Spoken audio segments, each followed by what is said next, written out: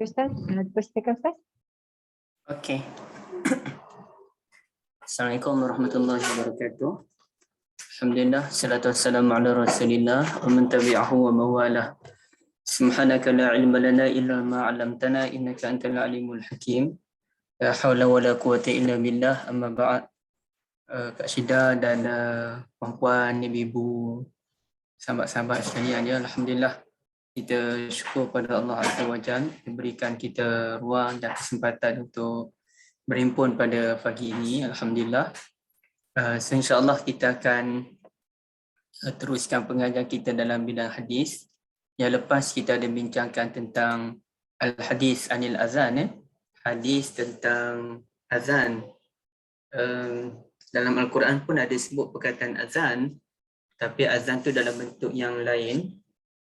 Cuba kita lihat dia. Okey. Apa benda ni? Oh, kata.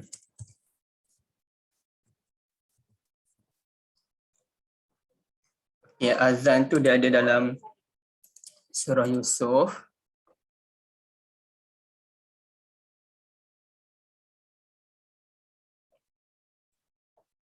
Okay, ayat ni puan-puan ayat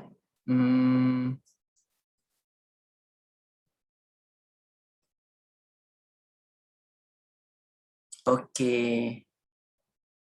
Falamma jahazahum bijahazihim, ayat 70. Ja'ala siqayata fi rahli akhihi thumma adzana muazzin. Tu. Azan pun ada, muazzin pun ada. Thumma adzana muazzinun ayyatuhal 'ir innakum lasariqun. Jadi ceritanya tentang muazzin itu orang yang memanggil, ya, orang yang memanggil. Azzana muazzinun maknanya orang memanggil tu memanggil adik-beradik Nabi Yusuf alaihi salatu wassalam. Okey, baik. Jadi perkataan azan pun ada, perkataan muazzin pun ada. Tapi bukanlah dengan maksud yang kita fahami tu muazzin yang melaungkan azan, tapi beza. Cuma daripada sudut istilah, ya, kita guna dari sudut bahasa, kita guna perkataan al-muazzin. Jadi di Malaysia ni dia terkenal dengan nama muazzin pun ada, panggilan Bilal pun ada, kan? Ada orang kata mana Bilal ataupun mana muazzin. Jadi kerana apa? Kerana dalam ramai-ramai muazzin Nabi SAW ni, yang paling terkenal ialah Bilal bin Rabah. Padahal ramai je yang jadi muazzin pada zaman Nabi SAW. Contohnya kalau kita tanyakan, ya, siapakah muazzin di Masjidil Haram? Ya, di Masjidil Haram ni selepas Nabi SAW membuka kota Mekah. Jadi di situ Nabi dan para muhajirin semuanya patah balik semula ke Madinah, kecuali seorang je yang meninggal dunia di Mekah kerana sakit. Jadi beliau tidak sempat pulang semula ke Madinah. Tapi orang Islam yang memang duduk Madinah tu macam mana? Mestilah mereka pun mengimarahkan Masjidil Haram. Siapa jadi imam, siapa jadi muazzin. Saya pun lupa nak cek siapa jadi imam di Masjidil Haram. Tapi siapa yang jadi muazzin. Baik, dan di Madinah pun ada banyak masjid ataupun banyak surau, banyak masjid lah. Banyak masjid, ada Masjid Quba, ada Masjid Ammar bin Salamah, ada masjid yang jauh daripada Madinah ni, yang jauh daripada kota Madinah. Jadi pastilah mereka pun ada imam dan ada muazzin. Contohnya Muaz bin Jabal, imam di Masjid Bani Salamah. Ubay bin Ka'ab, imam di Masjid Quba sebagai contoh, kan. Dan ada muazzin mereka. Cumanya muazzin di Masjidin Nabi SAW ada dua orang. Satu Bilal dan satu Abdullah bin Umi Maktum. Dan dalam ramai-ramai itu yang masyhurnya ialah Bilal. Mungkin faktor Bilal yang masyhur sebagai muazzin kerana beliaulah orang pertama yang melaungkan azan dalam Islam. Ya, dalam ramai-ramai orang tu yang mula-mula melaungkan azan ialah Bilal. Cuba kita tengok, ya. Saya pun cuba cari, saya pun tak tahu. Manil imam fi Masjidil Haram ba'dal fathi al-imamatul aimah fil masjidil haram. Alamak, macam mana nak cari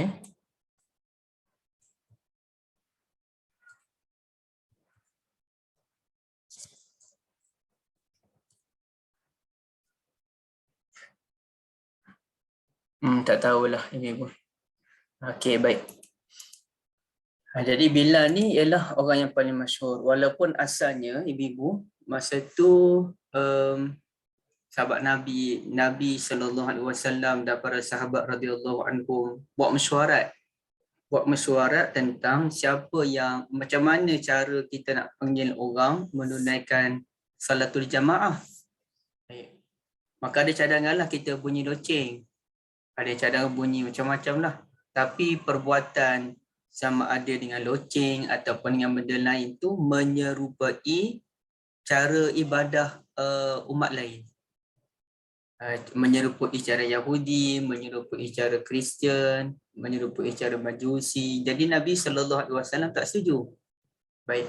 Kemudian barulah dalam hari-hari berikutnya, tak tahulah esok ke macam mana, saya tak ingat dah, datang dua orang sahabat Nabi mengatakan mereka bermimpi jumpa dengan malaikat dan malaikat mengajarkan azan. Ya? Yang bermimpi itu ialah Abdullah bin Zaid. Abdullah bin Zaid ni dah ada dua. Satu, Abdullah bin Zaid yang terkenal dengan hadis azan. Itu je hadis yang diriwayatkan. Iaitu hadis tentang azan, dia mimpi jumpa malaikat yang mengajarkan dia azan. Dan satu lagi Abdullah bin Zaid yang nama sama, yang terkenal dengan hadisul wudu. Dan beliaulah itulah satu-satunya hadis yang diceritakan oleh beliau tentang wudu, ya. Okey, cuba kita lihat ya. Al-hadis anil azan. Betul ke nama saya sebut Abdullah bin Zaid tadi? Kita cuba dapatkan kepastian. Abdullah bin Zaid al-Ansari, ya. Abdullah bin Zaid al-Ansari, dia cerita dia mimpi itu nama Abdullah bin Zaid bin Abdi Rabbih. Dia kata dia mimpi jumpa malaikat yang ajarkan dia azan kan. Ya, baik. Tapi dan seorang lagi sahabat Nabi yang mimpi ialah Umar. Dikatakan dalam riwayat lain Umar pun mimpi. Jadi bila mimpi itu Abdullah bin Zaid pun sebutlah cara laungan azannya bagaimana.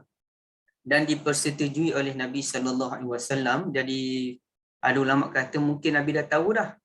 Maknanya Nabi dah pernah dah dengar laungan azan di tempat lain. Cuma sekarang ni dengan hikmah apa wallahu alam, Allah Ta'ala ni ajar azan kepada malaikat melalui mimpi. Dalam keadaan Nabi dah maklum dah itulah cara panggilan azan yang dikatakan Nabi dengar ketika peristiwa Al-Isra' wal Mi'raj, tapi benda tu saya kena confirm balik lah. Dan Nabi pun okey, kita kena terima azan ini. Dan tapi walaupun yang mimpi tu Abdullah bin Zaid, yang mimpi tu dia, tapi Nabi bukan lantik dia sebagai muazzin. Nabi pilih Bilal bin Rabah sebagai muazzin. Okey, kenapa Nabi SAW pilih Bilal? Kerana suaranya anda. Anda ni maknanya suaranya elok, sesuai untuk azan, dan suaranya kuat didengari oleh orang lain. Kalau suara orang tu perlahan, macam mana azan tu nak didengari kan? Tambah-tambah di zaman tak ada mukabbirus saut ataupun pembesar suara, tak ada. Baik, dan itu juga menafikan cerita yang kononnya lah. Kononnya Bilal bin Rabah ni suara tak sedap. Dan tapi Nabi pilih dia kerana dia ikhlas. Sehinggalah ada seorang sahabat Nabi ni suara dia merdu, lunak. Dia minta dengan Nabi SAW untuk azan. Lalu Nabi SAW pun dah dia minta-minta tu Nabi terimalah, bolehlah azan. Dan bila dah azan, ternyata hari tu Jibril pun datang dan Jibril pun tanya, "Ya Rasulullah, tak azan ke hari ni?" Rasulullah kata dah azan dah tadi. Kenapa tak dengar azan kat langit? Ya, biasanya dengar je suara Bilal kat langit, hari ni tak dengar. Rupa-rupanya kawan tadi dia azan kerana suara dia merdu, dia tidak ikhlas. Ya, jadi itu cerita mengarut lah ya, cerita mengarut yang kita lempar jauh-jauh cerita tersebut. Yang kita terimanya ialah memang suara Bilal bin Rabah ni sesuai untuk azan, suaranya lunak dan suaranya kuat. Yang kalau hitam ni kita tengok kan, suara-suaranya elok-elok, merdu-merdu kan. Baik. Ya, jadi itu asas dia. Kak Syida pernah dengar ke cerita tu? Selalu Ustaz. Oh, pernah dengar Pernah dengar. Itulah. Kena hati-hatilah. Puan Halimah pernah dengar cerita Bilal? Pernah tapi tak sebar dah lah. Saya dengar cerita tu, Masya Allah, macam-macam dah cerita ni kan. Sebab Kena kita tak hati-hatilah. Sebagaimana kita rakyat Malaysia mahukan maklumat yang betul tentang data COVID sebagai contoh. Kita pun nak tahu juga cerita betul tentang hadis. Kita nak tahu perkembangan yang tepat tentang dunia sekarang begitulah tentang hadis, tentang sirah. Kita pun nak tahu maklumat yang betul. Kita tak naklah maklumat yang alah ada faedah timur je lah. Tak boleh macam tu kan. Dalam bab agama kita kena hati-hati, dah ada kaedah. Okey, sekarang kita lihat pada hadis. Yang mana hadis ini, okey, nak tanya siapa ni? Berdasarkan paparan yang ada di depan ibu-ibu, puan-puan sekalian ni, hadis ini riwayat siapa? Hadis ini ada dalam kitab mana? Berdasarkan paparan yang saya berikan. Kak Anis? Okey, Ifan. Sahih Bukhari. Sahih Bukhari. Okey, alhamdulillah, mana pun. Okey, dalam kitab apa? Kak Ana. Kita Dalam azan. Kitabul Azan. Kitabul Azan. Dalam bab apa?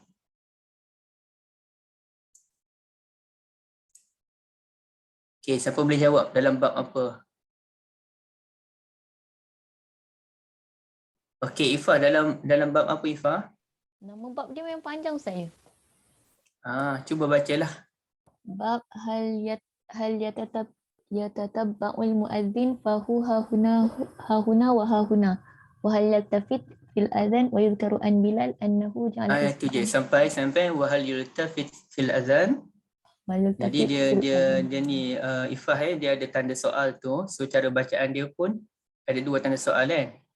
Bab hal yatatabba'ul muadzin fahu hahuna wa hahuna wa hal yaltafit fil azan. Wa hal yaltafit fil azan.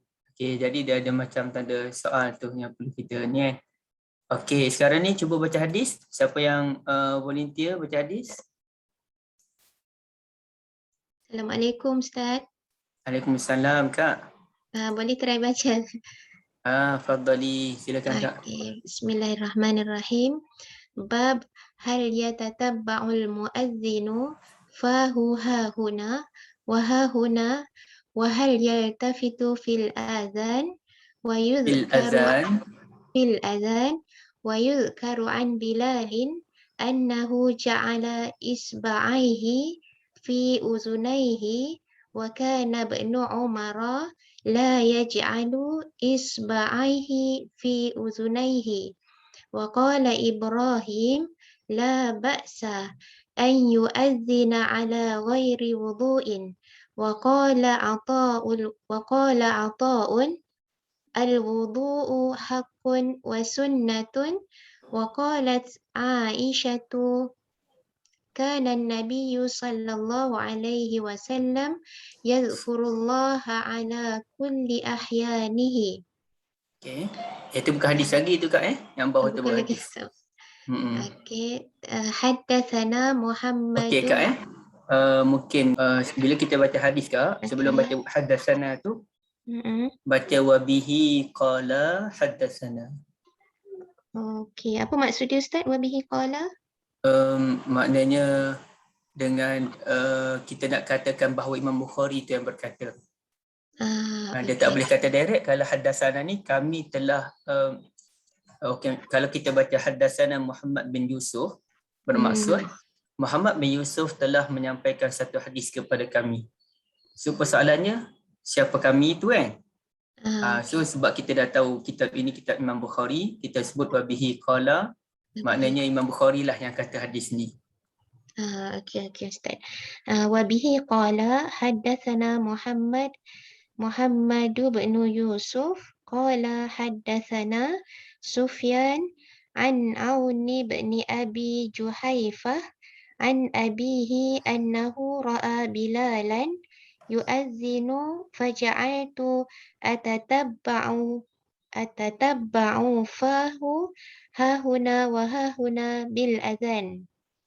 Okey, terima kasih Kak Mariana, baca yang sangat baik. Kita boleh bagi 5 bintang, alhamdulillah. Cuma tak berlagu tajwid je lagi kan. Tidak 10 bintang terus. Tapi memang hadis tak perlu bertajwid pun. Alhamdulillah, bacaan yang sangat baik Kak. Okey, sekarang ni cuba kita lihat terjemahan pula. Kak Mariana boleh tolong terjemah? Minta maaf Ustaz, tak berapa pandai. Okey, tak apa Kak. Terima kasih banyak Kak. Okey, sama Okey, silakan Nifah. An Auni bin Abi Juhaifah an Abi Atas Ifah, terjemah dari atas lagi bab tu. bab hal yatatabba'ul muadzin fahu hahuna wa hahuna. Bab adakah yatatabba'u ikut muazzin ikut mulutnya ke sana ke sini? Ifah kena terjemah ikut bahasa Melayu yang standard lah. Menggerakkan mulutnya. Okey. Bab adakah muazzin menggerakkan mulutnya ke sana ke sini? Wahal yaltafit Ke sana ke sini ke mana tu? Ke kanan dan ke kiri kan? ke Ke kanan dan ke kiri. kanan dan ke kiri. Wahal yaltafit fil azan, dan adakah berpaling ketika azan. Wa yudhkaru an Bilal annahu ja'ala isba'aihi fi udhnaihi, dan dikatakan bahawa Bilal meletakkan jarinya di telinganya. Wa kana Ibnu Ketika Umar azan ketika azan. Wa kana Ibnu Umar la yaj'alu isba'aihi fi udhnaihi, dan Ibnu Umar tidak meletakkan jarinya di telinganya ketika azan. Wa qala Ibrahim la ba'sa an yu'adzin ala ghairi wudu', dan Ibrahim berkata tidak apa azan tanpa wuduk. La baksa apa maksudnya? Tak apa, Tak apa, okey. tidak mengapa untuk azan tanpa wuduk. Wa qala Ata' al-wudu' haqqun wa sunnah, dan Ata' berkata wuduk itu betul dan sunat, perlu, Kau tu mestilah kita kata. mesti, haqqun mesti. Wa qalat Aisyah kana Nabi sallallahu alaihi wasallam yadhkurullah ala kulli ahyani. Aisyah berkata Nabi sallallahu alaihi wasallam sentiasa mengingati Allah Pada setiap masa. pada setiap masa. Okay. Pada setiap keadaan sebenarnya. Ahyan. Okay. Teruskan. An Auni bin Abi Juhaifah an abihi annahu ra'a Bilalan yu'adzin. Daripada Aun bin Abi Juhaifah, daripada ayahnya, bahawa ayah dia melihat. Dia nama apa? Ayah dia bernama Abi Juhaifah. Okey. Abi Juhaifah ni melihat Bilal sedang azan dan mulutnya bergerak ke kiri dan ke kanan ketika azan. Okey, terima kasih banyak Ifah. Jazakillah khairan, maknanya Ifah dapat terjemah satu-satu dengan sangat baik. Barakallahu fikum. Baik, sekarang ni saya cuba tengok je dia punya syarahan hadis ni.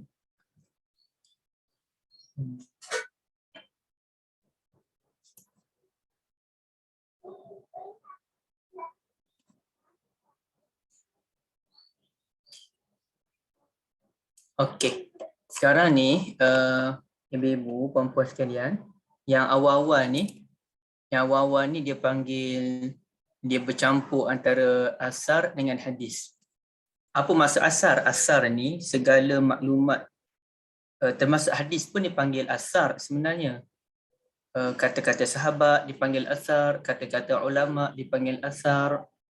Macam Ibrahim tu dah ulama kan. Ibrahim ni ulama, dia sebut la ba'sa an yu'adzina ala ghairi wudu', itu dipanggil asar.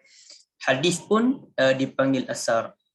Cuma sebahagian ulama dia bezakan apa yang keluar daripada mulut Nabi SAW ataupun apa yang keluar daripada mulut sahabat menceritakan tentang Nabi SAW, itu dipanggil hadis. Tapi apa yang keluar daripada mulut sahabat dan alim ulama tak ada kaitan dengan Nabi, itu dipanggil sebagai asar, ya, asar. Baik, sekarang ni ceritanya bab berpalinglah ke kanan dan ke kiri ketika azan. Masa mana tu berpaling tu, puan-puan, ibu-ibu? Hayya 'alas salah, hayya 'alal falah. Naam, ketika hayya 'alas salah dan hayya 'alal falah yang disebut sebagai hayya 'alal tan. Baik, walaupun ibu-ibu tidak azan, tapi kita nak faham tentang hadis tu yang penting. Bukan ibu-ibu je tak azan, orang lelaki pun berapa ramai tidak azan pun kan. Kerja azan ni muazzin yang khas kan. Bagi kita yang bukan muazzin ni kadang-kadang adalah kita melaungkan azan. Baik. Jadi sekarang ni satunya Bilal dikatakan ja'ala isba'aihi fi uzunaihi, macam ni. Ketika azan dia letak jari dia di telinga. Tapi bagi Ibn Umar dia sebut la yaj'al isba'aihi fi uzunaihi. Tak perlu kamu letak jari ke telinga. Okey, maknanya di situ ada khilaf kalangan ulama. Disebut ni kan. Okey. Ada ulama kata kena letak jari, itu sunnah sebagaimana dilakukan oleh Bilal. Ada yang kata tidak perlu letak jari, itu Ibn Umar. Okey, sini. Okey, sekarang ni kita nak kata macam mana Bilal buat tapi dikatakan sunnah sedangkan Nabi tidak azan. Saya kata kalau betul pandangan Bilal yang meletakkan jari di telinga ni, saya katakan itulah sunnah. Tapi macam mana kita nak kata sunnah sedangkan yang buat tu bukan Bilal, bukan Nabi, itu Bilal yang buat. Nampak tak soalan saya ni ibu-ibu? Okay, apa jawapan dia? Saya ulang balik Kalau betul tindakan Bilal letak jari ni, maknanya itulah sunnah. Tapi kenapa saya katakan bahawa perbuatan meletakkan jari ke telinga sebagai sunnah sallallahu alaihi wasallam, sedangkan yang melakukan perbuatan itu ialah Bilal, bukannya Nabi sallallahu alaihi wasallam? Sebab Nabi diamkan.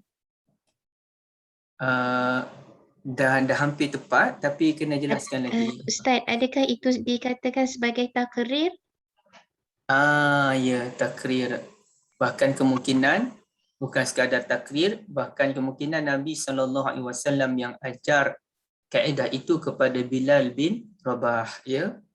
Sebab ibadah ni dia mesti datang daripada Nabi SAW. Baik. Okey. Kemudiannya Ibrahim menyatakan, Ibrahim ni siapa dia ni Ibrahim ni? Ibrahim ni ialah Ibrahim bin An-Nakhai. Ibrahim An-Nakhai. Dia madrasah mana? Dia sahabat Nabi ni dia ada madrasah dia masing-masing. Antara sahabat Nabi yang bukan semualah, yang ada beberapa yang besar ni. Contohnya kalau kita tanyakan, apakah dia punya sumber bagi mazhab Maliki? Mazhab Maliki banyak berpandukan Ibn Umar. Abdullah bin Umar radhiyallahu anhuma ni wa kana ibn Umar kan. Okey. Mazhab Maliki dia banyak bersumberkan Ibn Umar. Manakala mazhab Syafi'i dia banyak bersumberkan Ibn Abbas, dan antara alasan mazhab Syafi'i ialah sebenarnya Ibn Abbas ini merupakan murid kepada Umar bin Al-Khattab. Ya, memang adalah cerita tentang Ibn Abbas berguru dengan Umar. Manakala mazhab Hambali, dia punya teras dia ialah Abdullah bin Ammar. Kata guru saya lah, Abdullah bin Ammar bin Al-As. Yang tu saya tak berapa nak tahu secara detail. Kalau Maliki ya, kalau Syafi'i ya, kalau Hambali tu saya tak berapa pasti. Tapi guru saya menyatakan memang mazhab Maliki ni sumber dia ialah Abdullah bin Ammar bin Al-As radhiyallahu anhuma. Manakala mazhab Hanafi sumbernya ialah Ibn Mas'ud ataupun Abdullah bin Mas'ud. Abdullah bin Mas'ud ni jalur dia turun kepada Ibrahim An-Nakhai. Dalam ramai-ramai orang yang mengikuti madrasah Ibn Mas'ud di Iraq ataupun di Kufah, yang paling masyhurnya ialah Ibrahim An-Nakhai. Tapi Ibrahim An-Nakhai ni dia bukan sempat pun dengan zaman Ibn Mas'ud. Dia tak sempat. Tapi dalam aliran Ibn Mas'ud ni, dialah yang paling menguasai. Kemudiannya Ibrahim An-Nakhai pun mengembangkan madrasah Ibn Mas'ud ni, kembang.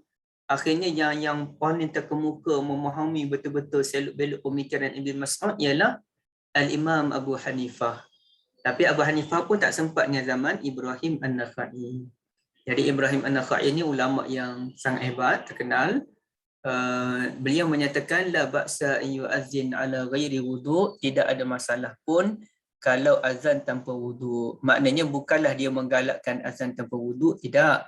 Cuma dia kata kalau ada orang azan tanpa wudu', azannya sah. Tapi yang terbaik pastilah azan dengan wudu' kan. Baik, Atta ni pula seorang ulama tabi'in pun sangat terkenal. Dia kata al-wudu' haqqun wa sunnah, wudu' ni wajib dan ia merupakan, bukannya wajib dan sunat, wajib satu, sunat satu. Mana satu ni? Wajib ke sunat sebenarnya?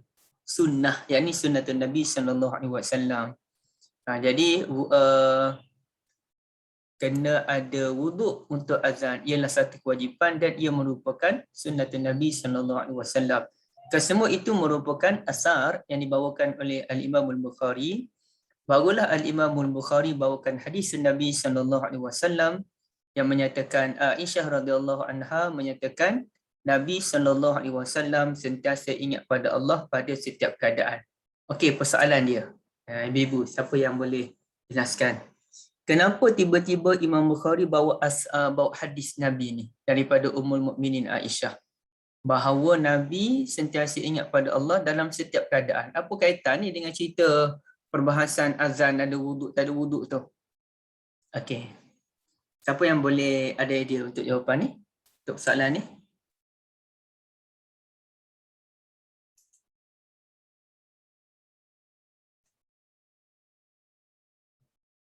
Okey, macam mana Ifah?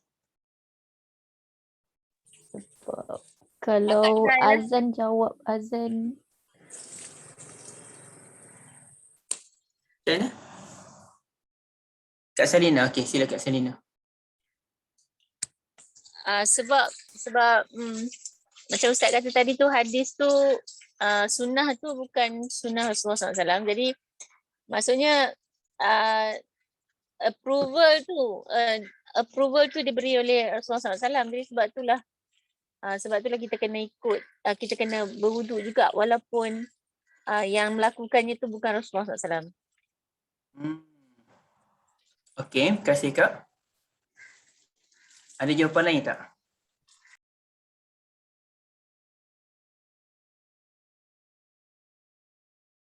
Kak Mariana ada jawapan? Ustaz, kalau sebab Ifah. masa azan, masa Bilal azan Rasulullah kan jawab azan juga, maksudnya Rasulullah pun ambil ingat Tuhan juga masa orang. Faham ke?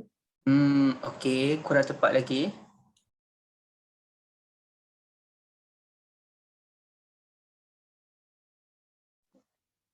Okey, kalau Ifah dia tahulah yang ni. Maksudnya, ibu-ibu, tadi kita bincang ada wuduk tak ada wuduk kan untuk azan kan?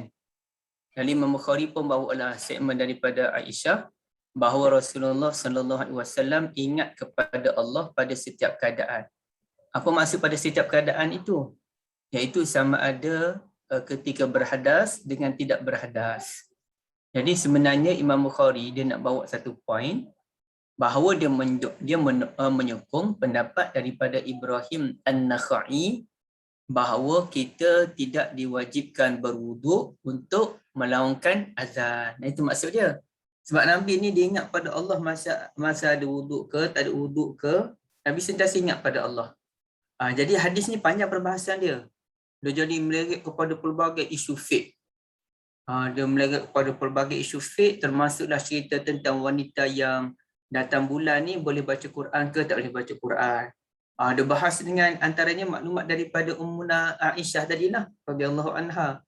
Jadi Imam Bukhari dia bawa dalil itu untuk menyokong pendapat Ibrahim An-Nakhai tidak wajib berwuduk bagi muazzin. Dan dia sebut tu fala yustarat fihi ma yustarat fi salah min at-taharah. Maka tidak disyaratkan kepada muazzin untuk taharah, ambil wuduk, bersih daripada hadas besar sebagaimana disyaratkan dalam solat. Yang terbaik mestilah bersih kan. Tapi dia bukan syarat. Wala min istiqbalil qiblah, dan juga tidak disyaratkan kita mesti menghadap ke arah kiblat masa azan. Maknanya kalau ada orang azan tidak menghadap ke arah kiblat, hukumnya sah walaupun tidak digalakkan. Cerita digalakkan atau tak digalakkan tu cerita lain, ya. Itu cerita lain. Ceritanya sah ke tak sah. Jadi kalau bincang sah tak sah, sah. Baik. Itu maksud dia, ya. Jadi sekarang ni kita tengok pada hadis yang disampaikan oleh Abi Juhaifah, menyatakan bahawa beliau melihat Bilal melaungkan azan, lalu dia pun sekejap mulutnya ke, alamak Kak Salina, terbuka video Kak Salina.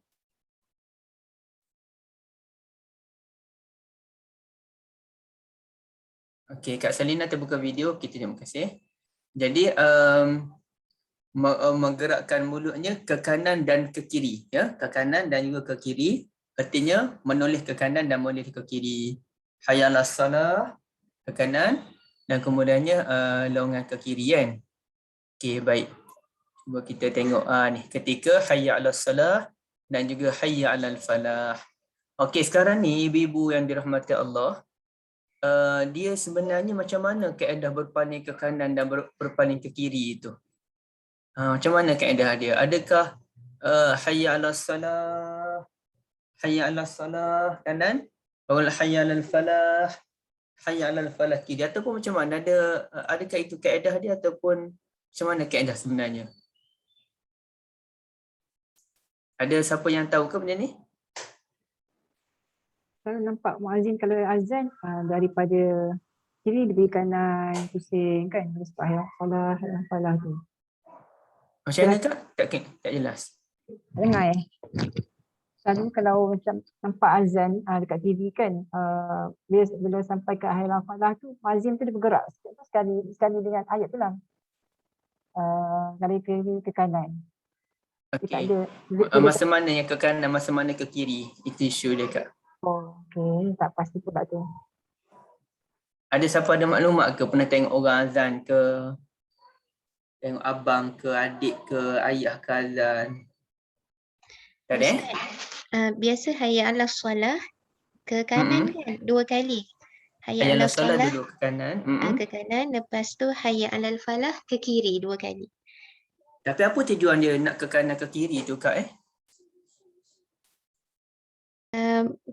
Tak pasti Ustaz, tapi agaknya dia nak sebabkan hayya 'alas solah, hayya 'alal falah tu seolah-olah maksud dia kan marilah menuju kejayaan. Marilah solat. Agaknya dia nak suruh orang ke kanan ke kiri tu mendengarlah kot. Wallahu a'lam. Okey. Terima kasih banyak Kak. Betul lah tu. Maknanya dalam banyak-banyak naungan azan yang paling penting ialah ucapan hayya 'alas salah dan hayya 'alal falah. Itulah dia punya utama dalam azan.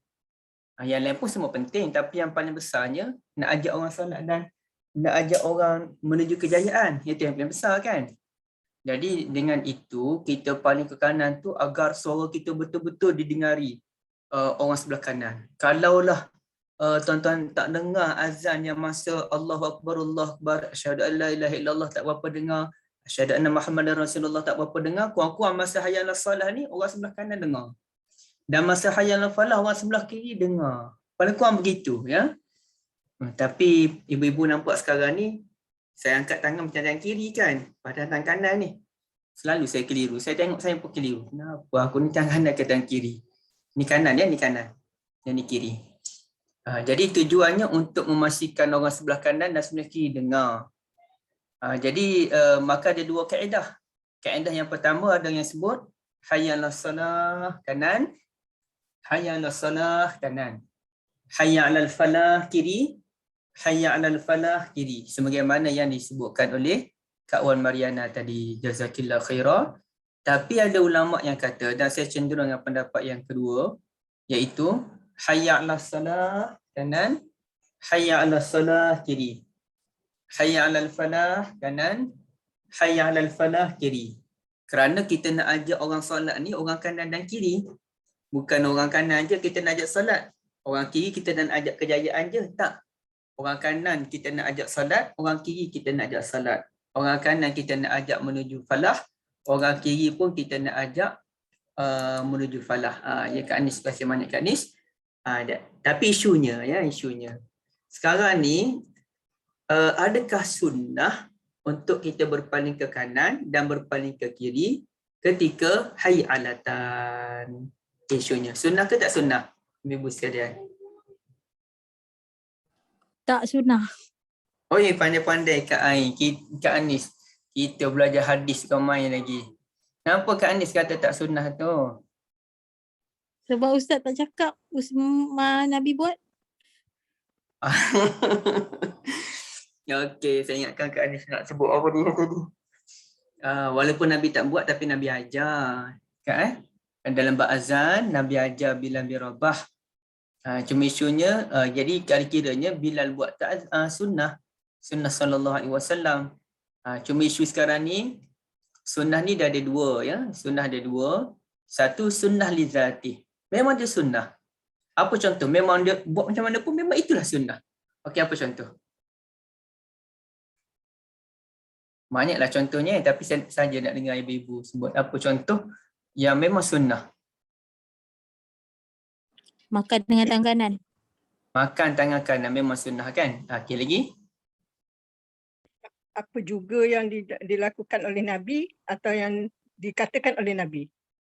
Semuanya sunnah. Terlalu umum. Apa ya, sebab saya katakan sunnah ada dua tadi. Satu memang macam mana pun itulah sunnah. Makan tangan kanan tu memang sunnah macam mana pun. Makan tangan kiri tu terdesak aje. Apa pun, kasih banyak pada Zaitun. Kak Ain, apa Kak Ain?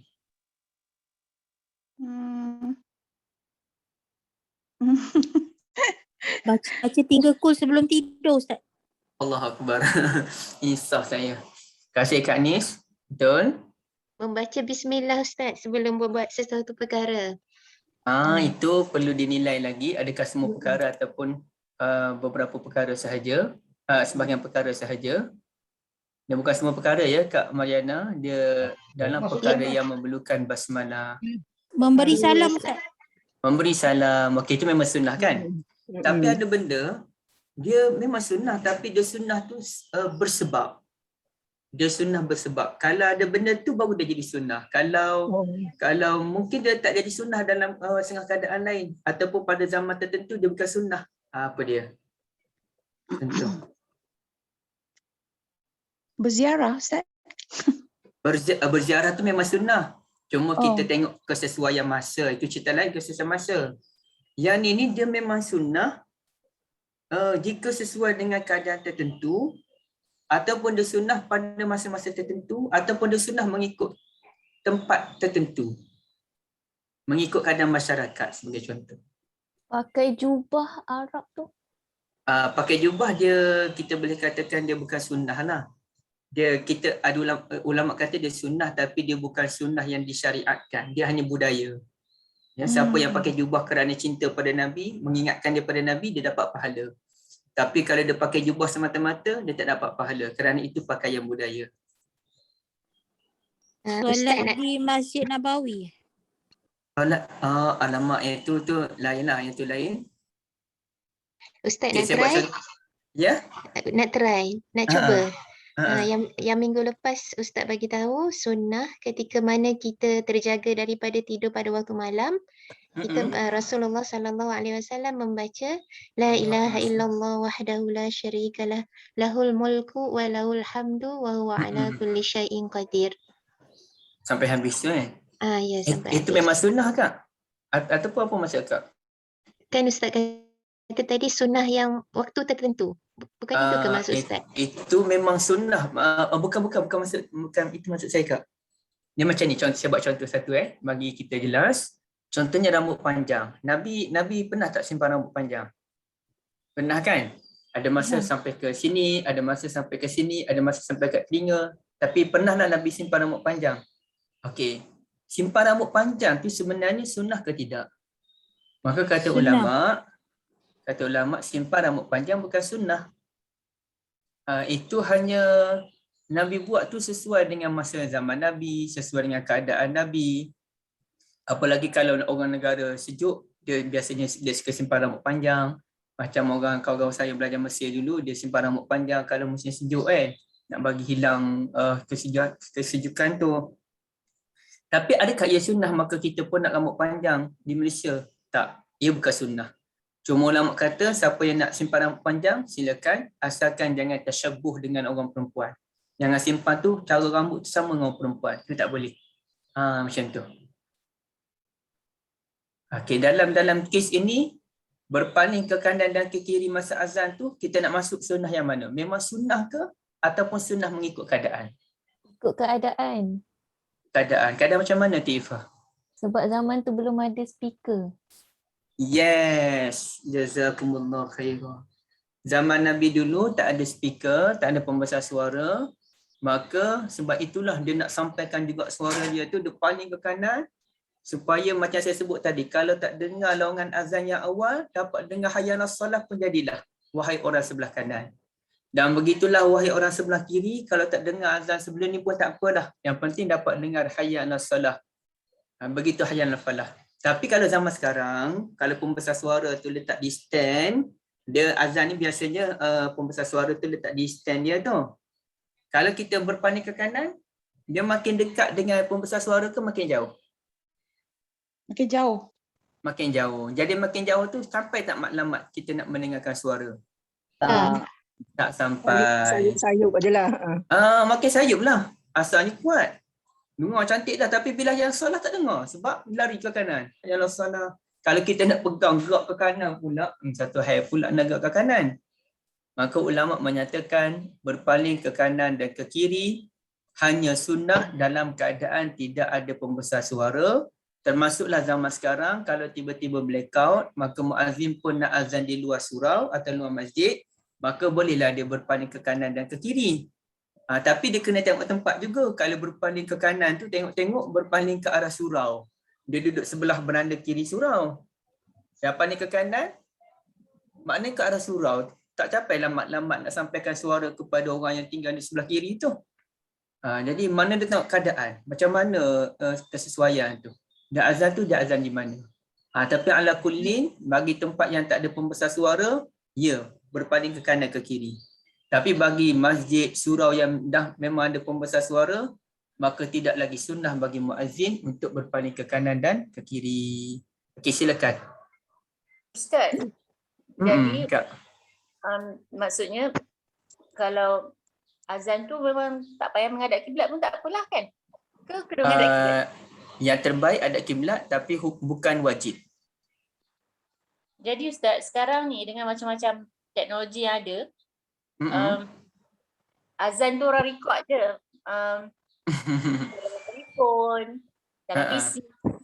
Jadi tak perlu lagi ke azan live tu? Ataupun pasang radio je macam tu? Maksudnya kalau radio pun memang record lah, bukannya live. Waktu masuk ada pun bunyi. Jadi tak adalah record. Macam recording lah. Memang suara pun kita tahu jaga.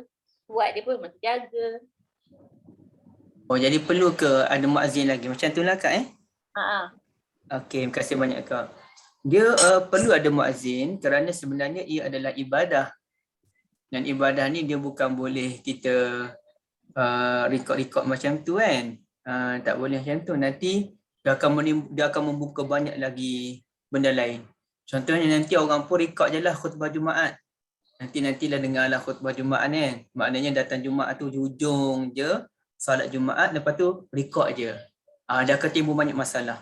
Di samping sebenarnya azan ini Nabi pun menjanjikan pahala yang banyak kepada muazzin. Kerana muazzin ini mengajak orang datang solat. Jadi bila kita guna dia syariat. Bila dia kita rekod je, maka tak tercapailah maklumat dalam hadis Nabi yang memberikan pahala yang banyak kepada muazzin. Kerana muazzin ni pengorbanannya besar daripada imam.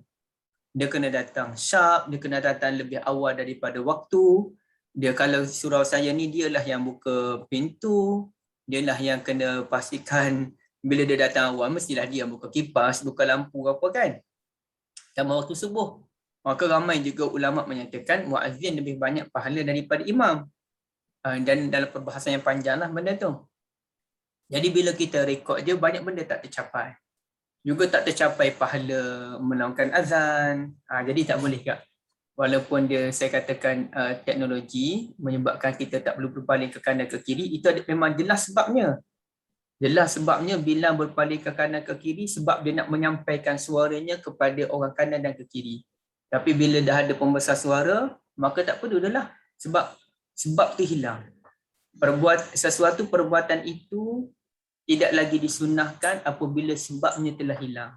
Iaitu sebab suaranya telah disampaikan dengan pembesar suara tadi kan. Tapi rekod tadi tak boleh, dia berbeza. Ustaz, Ya, Puan Halimah. masa mula-mula tu Bilal tu selalu akan naik tempat yang paling tinggi kan? Supaya lebih clear lah sebab tak ada mikrofon kita kata kan. Betul. Tempat yang paling tinggi ke atas bangunan ke apa kan. Tapi kita sekarang taklah, dalam masjid je. Dalam bilik pula kan. Betul Puan Halimah. Ustaz nak tanya, Silakan Kak Ain. bagi setengah-setengah negara yang macam agama Islam ni agama yang minoriti Ustaz kan?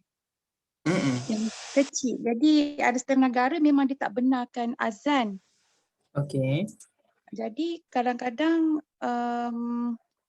macam mana nak kata ya, kalau bagi orang yang, kalau kita lah macam kita pergi travel ke, pergi tempat tu kan, kita tak tahu sama ada dah masuk waktu ke macam mana, susah kan Ustaz macam tu. Kita tidak ada macam panduan untuk bersolat kat situ lah. Jadi macam mana kalau bagi orang yang tinggal situ, orang Islam kat situ, macam mana hukum dia Ustaz? Hukum yang mana maksud Kak? Maksudnya kalau dia ada masjid tapi dia tak ada muazzin, tak perlu lah ya, macam tak disunatkan lah untuk azan ya. Tak jatuh hukum bagi dia orang untuk mengalaungkan azan. Dia memang tak masuk akal dalam kes yang tak dibenarkan ke? Jadi tak apalah ya, jadi tak. Dia memang tak dibenarkan langsung ke ataupun dia tak dibenarkan menguapkan suara je? Guna pembesar suara je? Ya macam itulah maksudnya. Okey. Dalam negara yang ekstrim saya tak tahulah, tapi banyak mungkin ada negara yang tidak membenarkan penggunaan speaker luar kan, speaker luar masjid, dah azan dalam je. Maka dia tetap sunat untuk melakukan azan. Kerana azan ni dia ada dalam 3 ke 4 sebab kita melakukan azan. Satunya tujuan melakukan azan ni lil i'lam. Satunya sebab masuknya waktu. Bila masuk waktu kita azan lah. Okey, satu. Yang keduanya dia panggil al-i'lam bidukhulil waqti, untuk memaklumkan masuknya waktu. Yang keduanya panggil apa ya? Dia panggil mengajak orang menuju ke jemaah. Itu panggil hayya 'alas salah dan hayya 'alal falah, tu mengajak orang untuk mengerjakan solatul jemaah. Okey, itu yang kedua tujuan dia. Tujuan yang ketiganya, azan ini kenapa kita kena azan? Kerana memang azan itu hak salat. Sama ada orang dengar ke, orang tak dengar ke, azan itu hak salat. Jadi walaupun waktu dah lama masuk, contohnya Kak Ain, insya-Allah suatu masa nanti Allah angkat wabak kita ni, walaupun semakin mengganas dan ramai orang muda pun dah meninggal dunia, ya, kita doakan grup kita ni dan ramai rakyat Malaysia umur panjang insya-Allah yang barakah, Allah angkat wabak nanti insya-Allah. Jadi kita pun nak balik kampung lah. Mestilah itu cita-cita kita yang paling besar lah kan. Jadi dalam perjalanan balik kampung tu Kak Adi Jamal semua tu berhenti di satu masjid pada pukul 3 petang untuk solatul jama', zuhur dan juga asar. Menurut ulama menyatakan walaupun kita masa tu nak solatul jama', dah pukul 3 dah pun, tetap kita melakukan azan. Tapi tak perlu lawan kuat. Maknanya Haji Jamal pun lawan azan tu sekadar nak dengar keluarga Kak je. Okey, ataupun Kalau Haji Jamal dengan anak je 2-3 orang, maknanya anak tu lakukan azan sekadar untuk didengari oleh keluarga je. 2-3 orang tu je. Kerana azan itu hak salat. Jadi dalam kaedah dia, la yudraku kulluh, la yudraku kulluh. Kalau kita tak dapat semua, jangan tinggal semua. Kalau kita tak capai semua, kalau kita tak mampu capai semua maklumat, nak ajak orang solat pun kita tak mampu, nak azan pada masa waktu pun kita tak, kurang-kurang kita azan kerana dia hak solat dengan suara yang perlahan. Kalau kita nak guna pembesar suara tak boleh, kurang-kurang kita azan didengari oleh orang dalam masjid. Dan orang lain tu tahu tentang masuknya waktu solat melalui jam, takwim. Maknanya jangan tinggal terus. Hatta kalau ada negara langsung tidak membenarkan azan sekalipun, maka kita azan dengan suara perlahan, sekadar kita je nak dengar. Kerana itu hak solat. Jadi benda tu lah yang perlu dinilai, Kak. Allah Alam. Terima kasih, Ustaz. Sama, Kak. Ada lain? Silakan. Ustaz nak tanya, tadi Ustaz bagi tahu yang sunnah tu kan ada 2 jenis kan? Sunnah li zatihi, satu lagi apa Ustaz? Ini sunnah li ghairi. Sunnah li ghairi. Okey, jazakallah. Okey, wa iyyakum. Amin. Kalau tak ada kita masuk yang ini. Ustaz, saya nak tanya sekejap yang tadi. Ifah, silakan. Apa tak sebab Ustaz cakap, Atok cakap wuduk tu sunat Rasulullah Ustaz kan? Wuduk sebelum azan tu. Wuduk sebelum azan? Sunat Rasulullah ya? Sunnah Rasulullah. Itu pun sama ya, walaupun Rasulullah tak azan tapi dia jadi sunat sebab Rasulullah minta Bilal wuduk dulu sebelum azan. Sebab sunnah ni tak semesti benda Rasulullah buat. Benda Rasulullah ajar pun sunnah. Terima kasih Ustaz. Okay. Ustaz boleh tanya? Sila boleh. Ustaz, menjaga wuduk sepanjang masa tu sunnah Rasulullah ke? Itu pun boleh dianggap sunnah Rasulullah. Walaupun saya tak buat lah sebab sukar kan. Sebabnya apa? Sebab Rasulullah ni dia memang suka kepada kebersihan. Jadi dengan ada wuduk tu dia boleh mendekatkan kita dengan malaikat antaranya. Jadi kita boleh katakan ia sebagai sunnah Rasulullah sallallahu alaihi wasallam.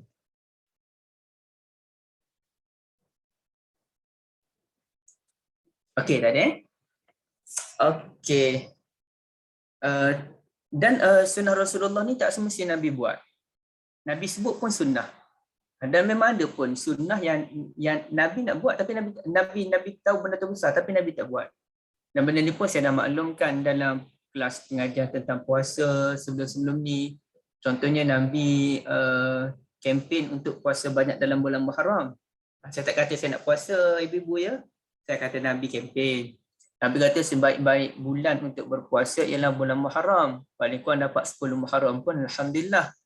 Tapi adakah Nabi SAW puasa pada bulan Muharram banyak? Jawabnya setakat hadis lah. Ulama tak jumpa. Yang ulama jumpanya Nabi banyak puasa dalam bulan Sya'ban. Walaupun dari sudut mana lebih besar pahala, Muharram lah kalau ikut hadis. Sebaik-baik bulan untuk puasa Muharram. Tapi kenapa Nabi puasa bulan Sya'ban? Kerana walaupun sunnah puasa pada bulan Muharram dan benda tu Nabi tak buat. Tapi Nabi sebut. Nabi sebut. Kenapa Nabi tak buat? Kerana banyak sebab. Walaupun maknanya Nabi sendiri pun meninggalkan beberapa benda yang baik kerana Nabi menilai ada lagi benda fokus yang Nabi nak buat. Itu yang dikatakan ulama, Nabi memerlukan tenaga yang banyak untuk Nabi ni bekerja dan berdakwah. Nabi ni dia tak macam kita. Kita ni banyak rehat kan. Nabi ni non-stop bekerja. Jadi Nabi perlukan tenaga yang luar biasa. Dan Nabi pun nak ibadat banyak. Jadi benda tu menyebabkan macam amalan puasa tu, Nabi bukannya puasa selalu macam sebahagian daripada sahabat Nabi. Tak. Jadi bila Nabi ada kekurangan puasa pada waktu-waktu tertentu, Nabi pun memperbanyakkan puasa bulan Sya'ban sebagai persediaan untuk bulan Ramadan. Sebab itu sahabat Nabi pun cerita ada masa Nabi puasa je sampai Nabi pun tertanya-tanya bila masa Nabi tak nak puasa. Dan ada masa Nabi tak puasa tu Nabi tak puasa je sampai kan sahabat pun tertanya-tanya Nabi ni tak nak puasa ke? Sebab Nabi menilai mana benda lebih besar.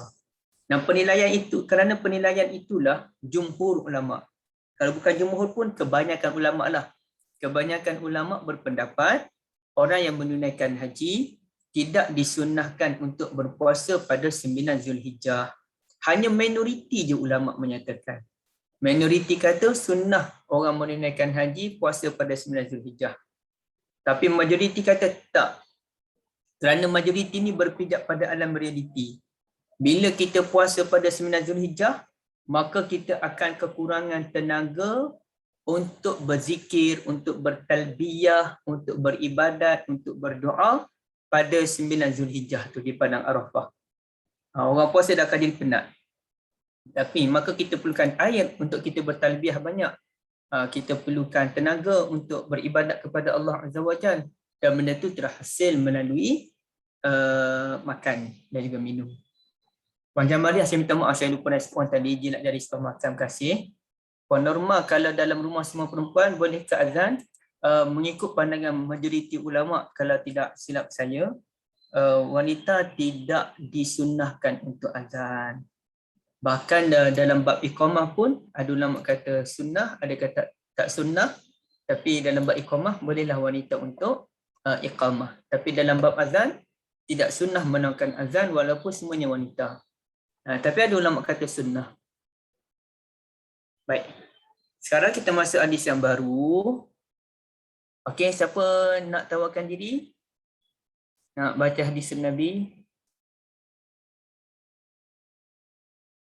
Kak Ana, ada ke Kak Ana? Ke Kak Ana ni, line tak berapa clear Kak Ana. Okey, tak apa. Puan Faiza ada, Puan Azizah ada, Puan Diana Lehri ada, Puan Nur Aini, Puan Nurhaya, Puan Rohaya. Okey, Puan Syamsiah. Yang mana satu Ustaz? Yang ni Puan Zaitun, terima kasih banyak Puan Zaitun. Yang ni Puan Zaitun Okey, yang ni. Yang mana satu? Yang mana satu Ustaz? Yang ni, nampak ke saya tak ada? Yang mana biru ya? Yang biru tu. Allah, kecil ni. Oh, kecil lagi Nanti saya try. Tapi kalau bila saya buat macam ni jadi lain pula.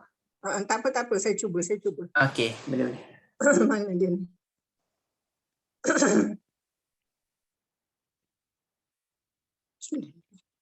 Anna Nabiyya sallallahu alaihi wasallam amra nahwan min 20 rajulan. Semula Puan, saya tak clear tadi. Anna Nabiyya sallallahu alaihi wasallam amara nahwan. Okey. Min 20 rajulan. Fa'zanu fa'ajabahu sautu abi mahzura fa'allamahu al-azan. Okey, sekejap kita cuba cari sedikit. Okey, Ifah boleh tolong terjemah tak, Ifah? Terima kasih banyak Puan Zaitun. Jazakumullah khairah. Saya cuba Ustaz. Nabi sallallahu alaihi wasallam menyuruh dalam 20 orang tu, dalam 20 orang lelaki untuk azan. Lepas tu mereka pun azan, Nabi pun kagum dengan suara Abi Mahzurah. Nabi pun ajar dia azan. Okey, terima kasih banyak. Maknanya Nabi suruh 20 orang lakukan azan, Nabi nak test. Ternyata Nabi ni suka dengan azan yang dilakukan oleh Abu Mahzurah. Abu Mahzurah ni lah yang muazzin di Masjidil Haram, ya. Muazzin di Masjidil Haram. Okey, jap kita cuba cari ada ke maklumat tentang Abu Mahzurah ni. As-Sahabah. Ini Abu Mahzurah ke? Cuba tengok jap. Oh, bukan. Kat mana cik maklumat tentang Abu Mahzurah ni?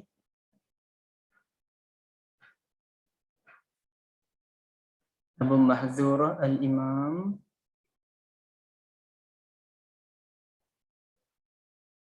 Tak tahu nak cakap mana maklumat tentang Abu Mahzurah.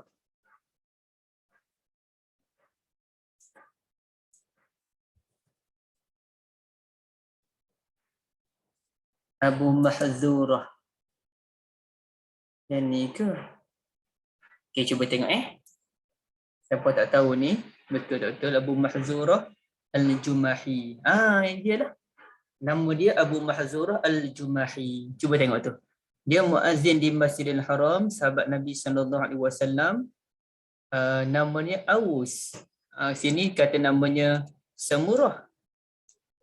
Tapi dari dalam kitab yang lain, dia kata namanya bukan Samurah tapi Aus.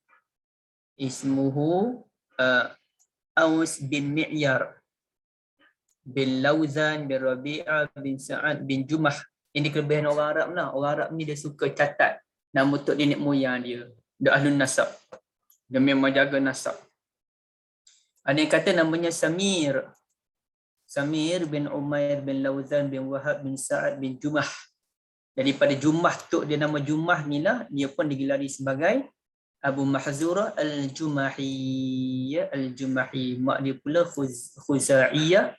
Mak dia ni daripada kaum Khuza'i. Baik. Jadi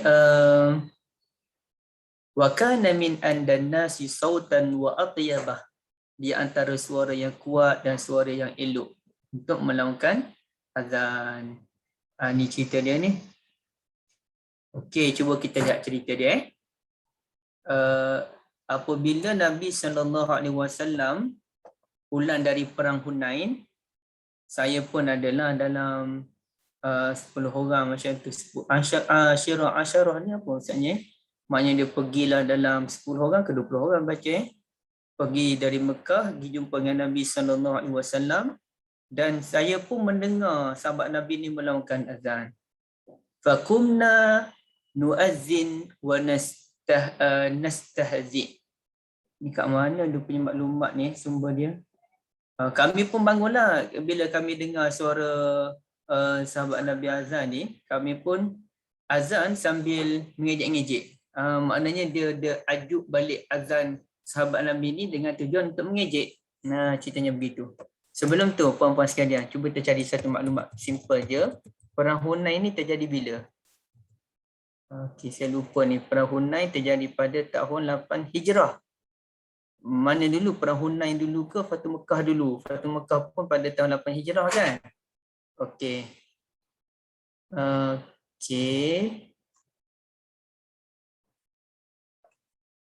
Jadi kami ni mengejek. Azan, tujuan mengajuk azan dalam keadaan mengejek. Faqala Nabi SAW, tapi Nabi ni dia kata apa? Saya dengar lah ada seorang ni azan dia bagus lah. Nabi pun hantarlah seseorang untuk jumpa dengan kami, kata Abu Mahzurah. Fa'azana rajulan fakuntu akhirahum. Sahabat Nabi ni pergi jumpa dengan kumpulan Abu Mahzurah tadi. Kumpulan Abu Mahzurah ni azan dengan tujuan untuk mengejek-ngejek sahabat Nabi. Tapi Nabi dengar macam, ada orang suara best lah. Cuba pergi cari orang tu. Sahabat Nabi pun pergi cari. Sahabat Nabi pun minta seorang-seorang azan. Seorang-seorang azan ikut dan lah. Azan ikut dan orang lah. Dan saya fakuntu akhirahum. Abu Mahzurah kata, saya lah orang yang terakhir kena uji tu. Faqala hina azantu, bila saya azan je, ta'ala fa'ajlasani baina yadayhi. Nabi dengar je saya azan, Nabi kata memang sini. Nabi letak Abu Mahzurah depan Nabi. Famasaha ala nasiyati, Nabi pun sapu ubun-ubun saya ni. Wa baraka alayya salasa marrat, Nabi pun doakan keberkatan pada saya 3 kali. Kemudian Nabi kata, izhab fa'adzin indal baitil haram. Kamu pergilah kamu azan. Kamu jadi muazzin di Baitul Haram. Dia pun kata, kaifa ya Rasulullah, macam mana azan tu Rasulullah? Rasulullah pun ajarlah satu-satu. Dan dalam salat subuh tu ada as-salatu khairum minan naum. Dan Nabi ajar al-iqamah tu, qad qamatis salah tu sebanyak 2 kali. Jadi Masya Allah, azannya dia mengejek-ngejek Nabi SAW. Mengejek-ngejek suara azan. Akhirnya dia jadi muazzin. Dia jadi muazzin. Maknanya dahsyat, ya, dahsyat ibu-ibu sekalian. Okey. Okay, ada lagi tak yang lain?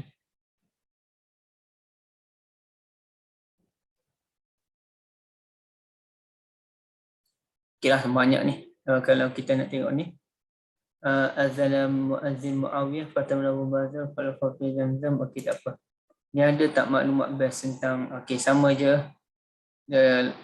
Yang ni memang Nabi ajar satu-satu cara azan ni.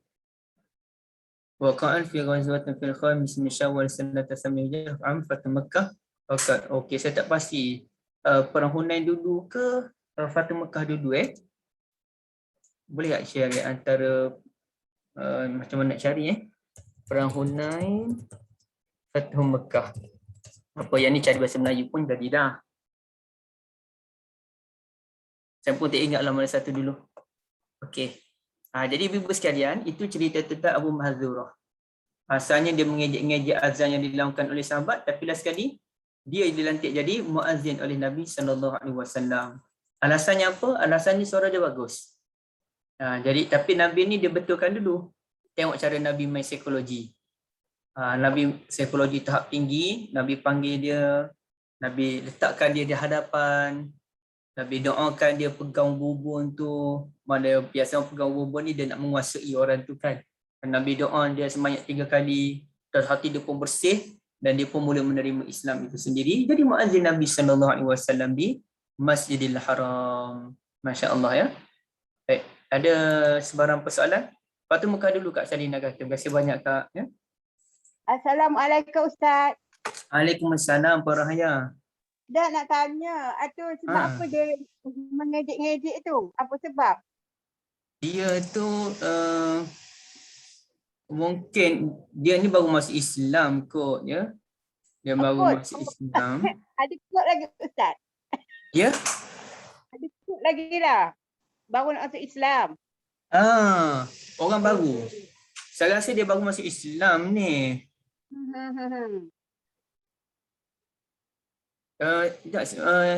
Dia baru masuk Islam. Jadi biasalah tak tahu apa-apa lagi Puan Rahaya Ya. Perangai pun tak berapa elok lagi. So tapi pasal berubah jadi baiklah kan. Macam itulah Puan Rahaya. Tetapi penghujungnya dia jadi baik kan. Ya. Kita boleh cari cerita Abu Mahzurah ni dalam bahasa Melayu kot ada. Abu Mahzurah mengejek. Cuba type macam tu Abu Mahzurah ni ada ni cerita dia ni Abu Mahzurah mengejek. Kalau ibu-ibu nak baca lah dalam bahasa Melayu punya tadi English kan, tadi Arabic kan. Dia kata Abu Mahzurah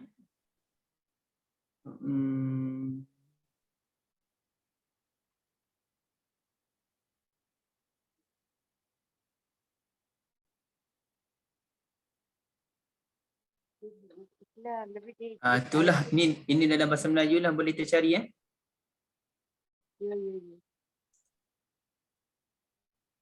Yang ngejek azan. Tapi biasanya macam ni kita cam lah dia baru masuk Islam. Jadi dia tak tahu banyak benda lagi. Jadi perangai-perangai jahiliah tu wujud lagi. Biasalah tu. Kita pun ada perangai jahiliah kan. Kita memang Islam dah. Jadi orang yang baru masuk Islam ni okey lah tu kan.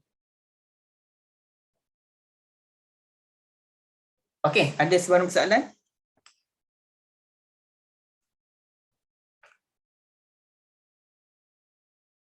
Okey, tak ada. Saya sama. Dia sebenarnya ketika azan, ibu-ibu sekalian, kalau kita menjawab panggilan azan apa kelebihan dia? Okey, siapa yang tahu hadis? Kalau kita menjawab panggilan azan, apa kelebihan dia?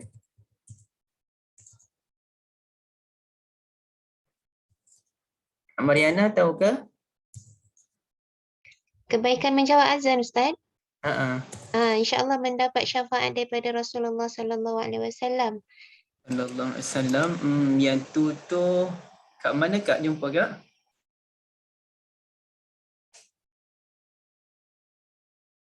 Tak pernah bagi kuliah Ustaz. Jalan shortcut. Yang ni kan. Okay, saya cuba mungkin dah ada saya cerita tapi yang ni Kak Mariana, puan-puan sekalian. Dalam tu kan Ustaz, dalam apa, dalam kita menjawab azan tu kan, wa ba'athul maqaman mahmudan lillazi wa'ata tu kan, kita doa Itu bukan supaya menjawab azan. Itu doa lepas azan. kan maksudnya kita mendoakan Rasulullah di dalam doa jawab azan tu ke Ustaz? Mendoakan Rasulullah tu doa selepas azan. Yang kita bincangkan ini ialah kebaikan menjawab panggilan azan. Okay, itu benda beza Okay, dia ada beberapa benda. Satunya ibu-ibu sekalian, cuba kita ingat poin-poin ni. Okay. Ni, hadis ni. Apabila muazzin sebut Allahu Akbar, kita jawab Allahu Akbar. Begitulah sampai ujung. Sampailah muazzin tu kata summa qala la ilaha illallah, kita pun jawab la ilaha illallah. Apa kata Nabi? Maksudnya siapa yang menjawab panggilan azan itu min qalbihi, daripada seluruh jiwa dan perasaan dia, jawab sungguh-sungguh, jawab dengan penuh keyakinan, dakhalal jannah, masuk dalam syurga. Dan ini ada hadis riwayat An-Nasa'i, man qala misla ma qala hadza yaqinan, yaqinan. Siapa yang kata sebagaimana, siapa yang ucap sebagaimana ucapan muazzin dengan penuh keyakinan, maka dia masuk syurga. Penuh keyakinannya apa dia? Maknanya dia yakin bahawa Allah itu Tuhan dia, Nabi Muhammad itu utusan Allah, salat itu merupakan kejayaan, dia sebut dengan penuh keyakinan, keinsafan, dakhalal jannah, masuk ke dalam syurga. Itu kelebihan dia Kak menjawab panggilan azan. Okey, satu. Okey, terima kasih Kak Anis. Boleh nanti Kak Anis tolong buat catatan lagi Dan Nabi pun sebut qul kama yaqulun fa idzan tahita fasal tu'tah. Kamu ucapkanlah sebagaimana ucapan muazzin, selesai je kamu doalah, pasti doa kamu akan dimakbulkan. Yakni doa antara azan dengan iqamah, ya. Baik, satu. Yang kedua mana ya? Yang kedua ni kena cari tempat lain lah.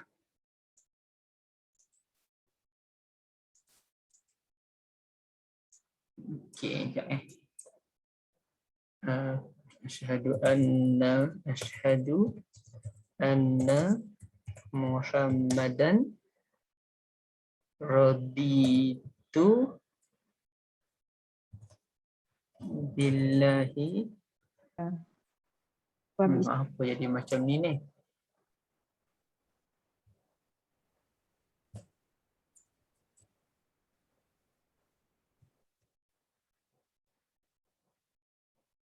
Okey. Mana hadis dia?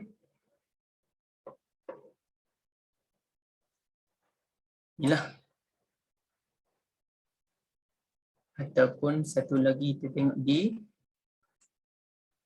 sini.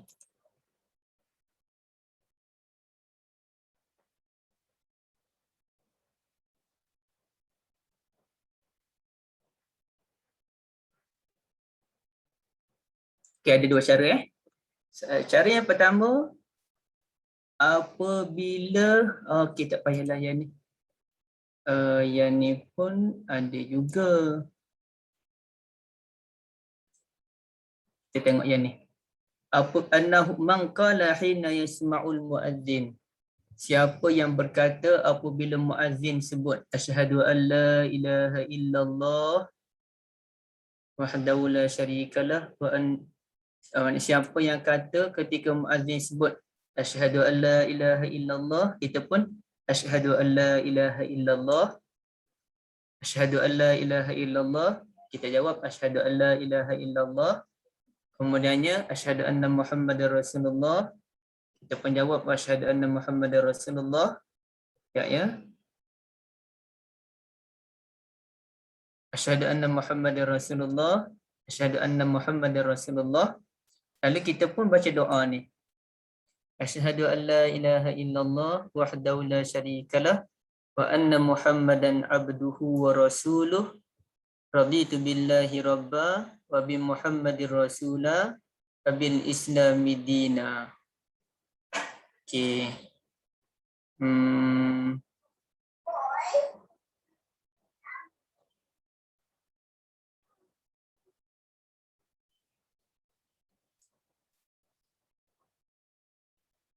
Zahirul hadis. Dia ada dua cara. Kita ambil cara yang mudah lah kita ambil cara yang ringan sikit. Iaitu sekejap. Raditu billahi rabba. Habis saja kita jawab wa asyhadu anna Muhammadar Rasulullah. Mula-mula kita jawab asyhadu an la ilaha illallah, asyhadu an la ilaha illallah, asyhadu anna Muhammadar Rasulullah, asyhadu anna Muhammadar Rasulullah. Kita pun jawab raditu billahi rabba wa sorry bukan begitu bahasa dia ya. Kita baca doa yang ni je. Raditu billahi rabba wa bi Muhammadir rasula bil islami dina. Ya raditu billahi rabba wa bi Muhammadir rasula bil islami dina. Ghufira lahu dzambuh, diampuni dosa-dosanya. Jadi itu selepas asyhadu anna Muhammadar Rasulullah. Muadzin sebut asyhadu anna Muhammadar Rasulullah, kali kedua kita pun asyhadu anna Muhammadar Rasulullah, raditu billahi rabba wa bi Muhammadir rasula wa bil islami dina. Maka kita mendapat kelebihan yang kedua pula, iaitu kelebihan diampuni dosa. Baik, Ustaz, itu yang kedua ya. Ustaz sebut kat sini kan dosa-dosa kecil Ustaz ya? Ya.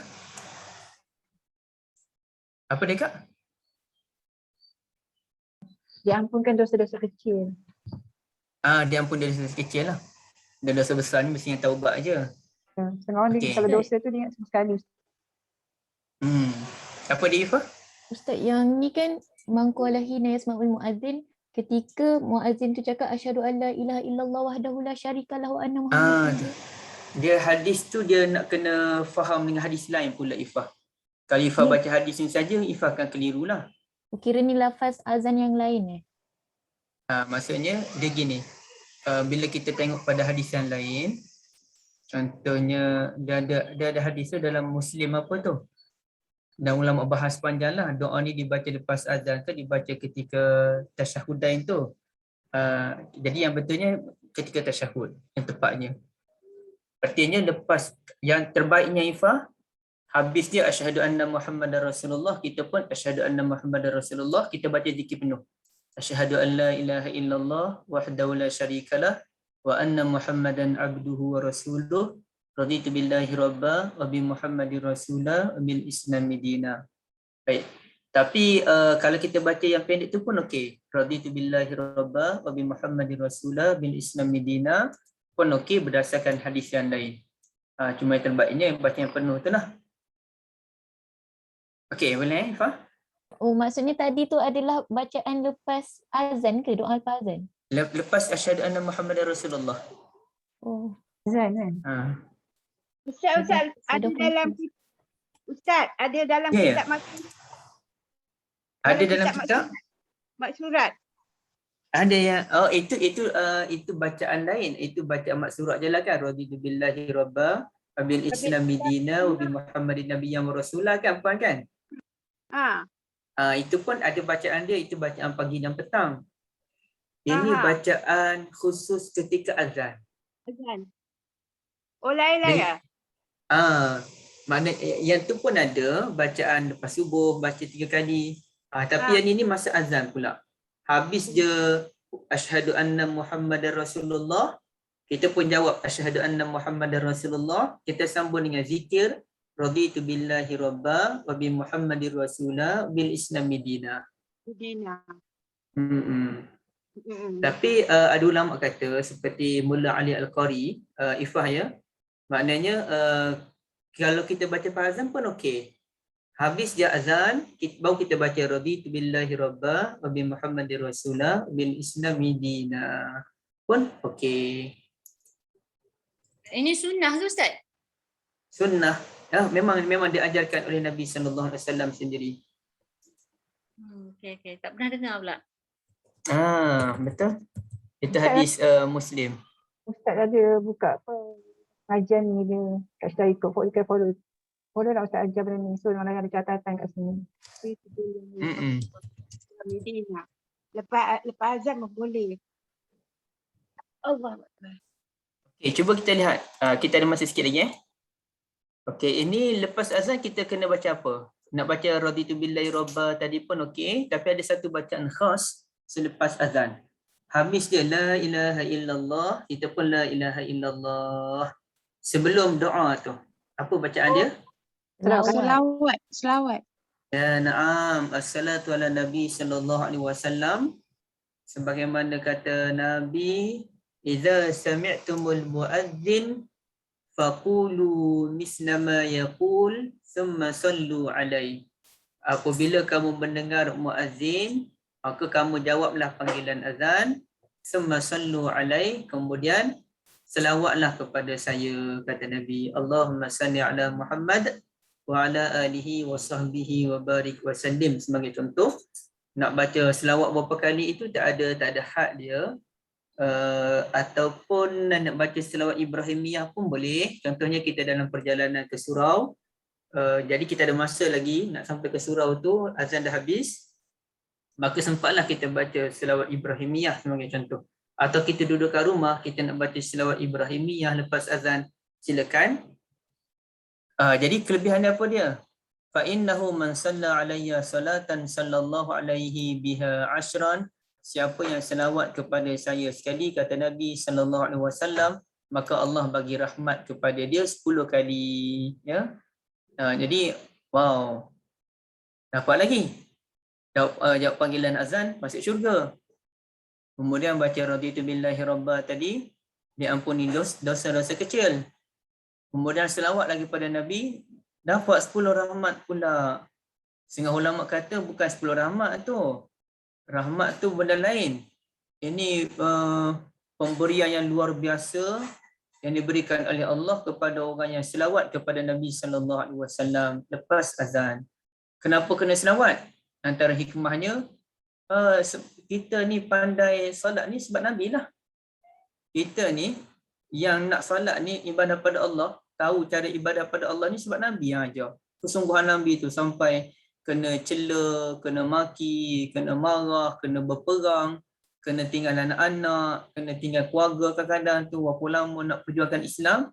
Kita dapat nikmat Islam tu sebab Nabi yang ajar. Dan kita pandai azan tu pun sebab Nabi yang ajar. Jadi sebagai tanda terima kasih pada Nabi sallallahu alaihi wasallam, kita pun selawat pada Nabi. Terima kasih banyaklah Rasulullah ajar kami Islam ni. Kalau Rasulullah tak buat sungguh-sungguh ni, tak sampai Islam ke Malaysia. Kita mungkin sibuk lagi dengan ajaran-ajaran khurafat, duk sembah hantu sungai ke. Itu Ustaz Zahruddin pandai lah. Jadi itu jadi mengarut kita ni. Alhamdulillah ada Nabi. Okay, lepas tu kita buat apa dia? Bangunlah doa kan? Bangunlah doa. Apa kelebihan kalau kita doa pada Nabi tu? Mendoakan wasilah untuk Nabi Muhammad sallallahu alaihi wasallam dapat apa dia? Makan mahmudah. Itu untuk Nabi, kita dapat apa? Bila kita baca doa tu kita dapat apa dia? Syafaat. Syafaat. Kemudian dapat syafaat. Summa salullaha liyal wasilah. Dalam doa azan tu yang paling besar ialah ati Muhammadanil wasilah. Kurniakan kepada Nabi wasilah. Apa dia wasilah? Manzilatun fil jannah, satu tempat kediaman di syurga.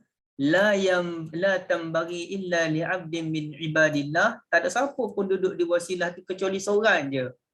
Seorang yang dapat kedudukan nama wasilah tu, yang kita ibaratnya begini, yang kita duduk kat bumi ni sekarang ni, kita nampak bintang-bintang di langit tu, kita nampak jauh sayup-sayup je, bintang tu kecil je, walau besar bintang tu. Itulah keadaan penghuni syurga yang mana Nabi sebut, kamu nanti akan tengok penghuni syurga atas kamu bagaikan bintang-bintang jauh je. Maka sahabat Nabi kata, itu pasti tempat kamu Rasulullah. Kata Nabi, tak, itulah tempat hamba-hamba Allah. Maknanya orang yang kedudukan syurga tinggi ni bagaikan bintang yang sayup-sayup je kita nampak. Dan kedudukan Nabi paling tinggi, entah ke mana tempat tinggal Nabi itu, entah luar biasanya tempat Nabi itu, kita tak dapat nak gambarkan. Jadi Nabi kata, wa arju an akuna anahu. saya harap sayalah dapat duduk di wasilah. Itu dah memang Nabi pun. Memang Nabi pun. Habis tu kalau Nabi dah dapat, kenapa kita sibuk nak doa lagi? Kita nak doa tu bukan untuk Nabi. Sebab Nabi memang dah duduk wasilah dah pun. Nabi memang Nabi memang dapat wasilah pun. Habis yang kita doa ni untuk siapa? Untuk kita. Kita doa pada Allah, beri kebaikan pada Nabi agar kita yang dapat rahmat daripada Allah Azza wa Jalla, menjadi hamba yang bersyukur, syukur pada Allah dan terima kasih pada Nabi. Faman sa'ala lil wasilah halat lahu syafa'ah. Ini benda yang kita betul-betul nak, ibu-ibu sekalian. Siapa yang doa saya dapat wasilah, halal dia dapat syafaat. Yang kita nak ni, talian hayat ni. Dalam keadaan sulit, Nabi datang dan jalan nak dapat syafaat ni banyak. Ini antara mana mudah. Lepas azan je baca doa. Dapat. Tapi kalau siapa yang buat benda besar lagi, masya-Allah. Okey, apa sunnah Nabi SAW yang boleh kita buat, ibu-ibu sekalian? Cuba kita senaraikan. Apa contoh? Nak dapat syafaat Nabi ni, kena buat sunnah kan? Okay, apa sunnah Nabi?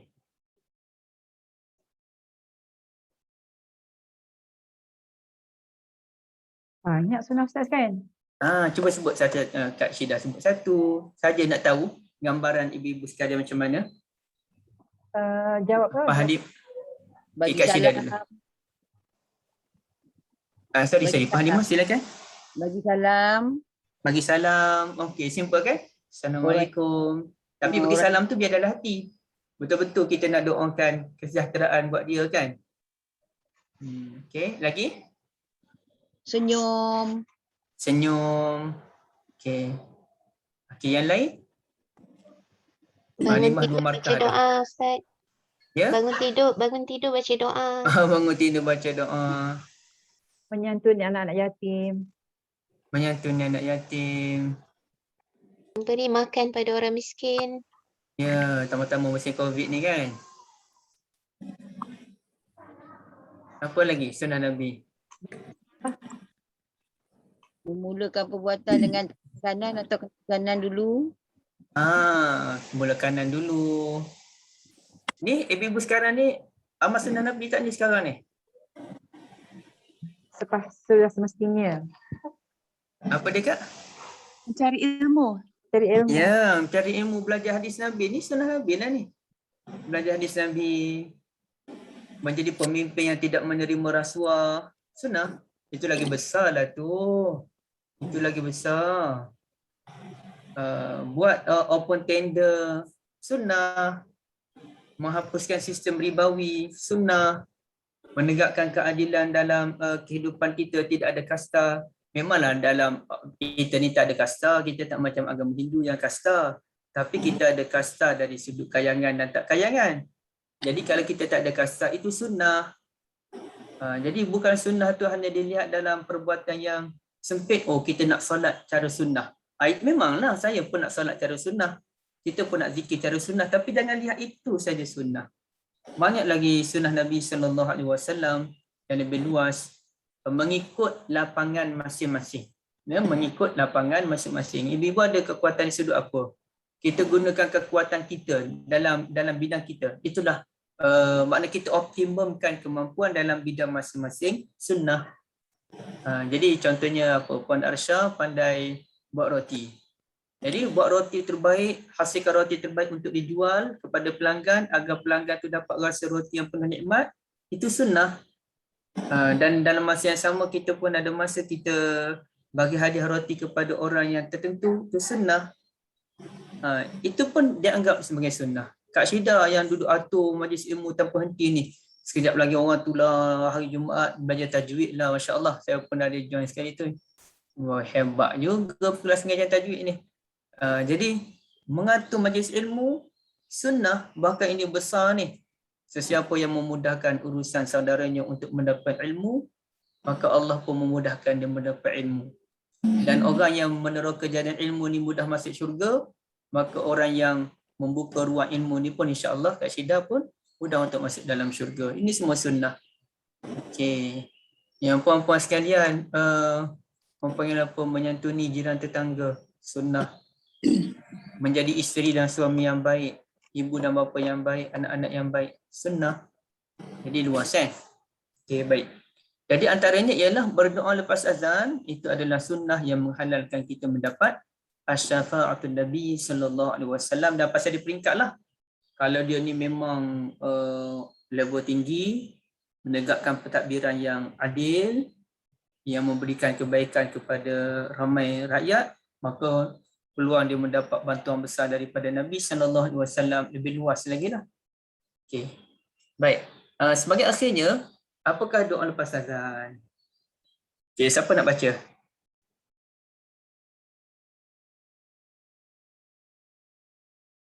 Pandai Melaka dah, cuma kita nak dengar je.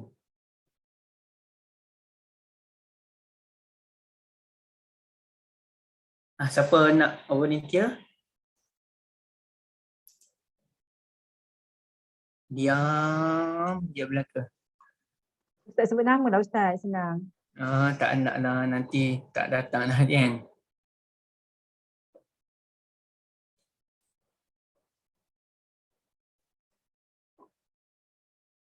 Oh tak ada Kak Anis. Kak Anis Arsila lah.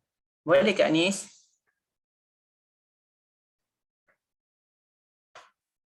Saya boleh baca Ustaz. Kak Anis diam sebaik, Kak Mariana tolong. Silakan Kak. Bismillahirrahmanirrahim. Allahumma rabba hadhihi da'wati tammah wassalatil qa'imah ati sayyidana Muhammadanil wasilata wal fadilah wa ba'athul maqaman mahmuda lilladzi wa'adtah. Innaka la tukhliful mi'ad. Tak pasti Ustaz, ada tak innaka la tukhliful mi'ad? Itu tak pasti Okey, wa ba'athul macam mana? Wa ba'athul maqaman mahmuda lilladzi wa'adtah. Okey, saya rasa ada sedikit kesilapan lah. Maaf Kak Yang lain cantik, memang cantik sangat. Tapi ada sedikit je ralat tu. Tapi untuk kita mudah, jom kita sama-sama tengok dia punya hadis Doa ba'dal azan.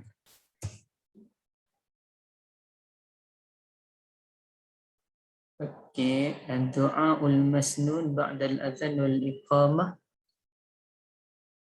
Okey. Ini perbincangan lain. Adakah kita ni boleh berdoa semasa azan?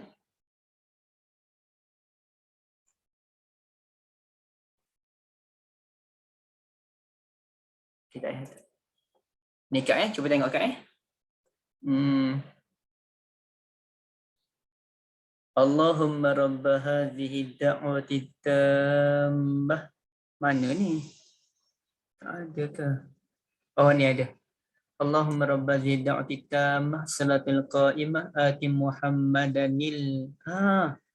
Tak ada Sayyidina lah Kak. Nak sebut Sayyidina Muhammad boleh, cuma dalam doa yang diajarkan oleh Nabi, kalau tak ada Sayyidina, eloknya kita tak sebut. Di luar tu kita nak sebut Sayyidina Nabi Muhammad, tak apa. Tapi dalam doa ni dia kena ambil sebiji yang macam Nabi ajar. Jadi boleh Nabi try ajar baca tu, semula Ustaz? Baca semula. Semula dia. Bismillahirrahmanirrahim. Allahumma rabba hadhihi da'wati tammah wassalatil qa'imah ati Muhammadanil wasilata wal fadilah wa ba'athhu maqaman mahmudan lilladzi wa'adtah. Yes.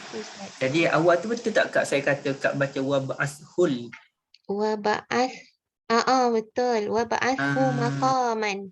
Wa ba'athhu Awal tu Kak maqaman. Betul.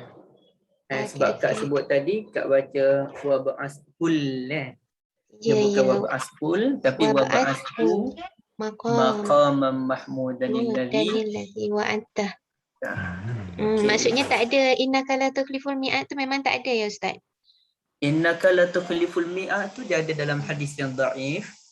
Jadi kadang-kadang nak baca bolehlah kadang-kadang. Maknanya dalam seminggu tu sekali dua kali nak baca bolehlah. Wa iyyakum. Tapi tambahan setengah orang tu baca ati Muhammadanil wasilata wal fadilah wasyarafa wad darajatal aliyatar rafi'ah, itu memang tidak ada dalam hadis. Bahkan dikritik oleh ulama, maka elakkan baca wasyarafa wad darajatal aliyatar rafi'ah. Dulu-dulu dalam televisyen dan radio biasa baca yang tu. Tapi kemudiannya sekarang ni tak ada dah, saya tak dengar dah. Dalam televisyen pun tak ada. Alhamdulillah berlaku perubahan. Tapi pada wab'ashu tu memang ada seorang satu doa dalam televisyen. Sekarang ni saya tak tahu. Dia baca wab'ashul maqama. Yang macam Kak Mariana baca tadi kan. Sebenarnya bukan hul, tapi wab'ashu maqamam mahmudan alladhi wa'atta. Siapa yang baca tu halal lahu syafa'ati yaumal qiyamah, maka halal bagi dia mendapat syafaat pada hari kiamat. Wallahu a'lam. Saya serah pada Kak Syida. Ustaz, sekejap nak tanya Ya. boleh? Yang Silakan. tadi Ustaz baca tu maqaman, lepas tu mahmudanil ladzi ke macam mana? Danil ladzi. Danil ladzi wa'ata. Dia macam ayat Quran lah. Okey, jazakallah khair Ustaz. Wa iyyakum amin. Antum fajazakumullah khairan. Ustaz pernah ajar masa kelas kita kat mana Kat Ain kot yang doa antara apa dalam saf tu kita solat kan. Allahumma atini. Apa yang dia pendek je doa dia. Satu lagi tu doa antara azan iqamah itu ada kan sebelum kita solat ada doa dia kan, doa sekejap Allahumma atini afdala ma tu'ti ibadaka salihin. Bukan doa itu. Doa tu kita masuk saf kan. Satu lagi tu doa antara azan iqamah tu dia Allahumma inni as'aluka Allahumma inna nas'aluka al-afiyah. akhirah tu. Itu masih kita baca bahasa bila tu Ustaz?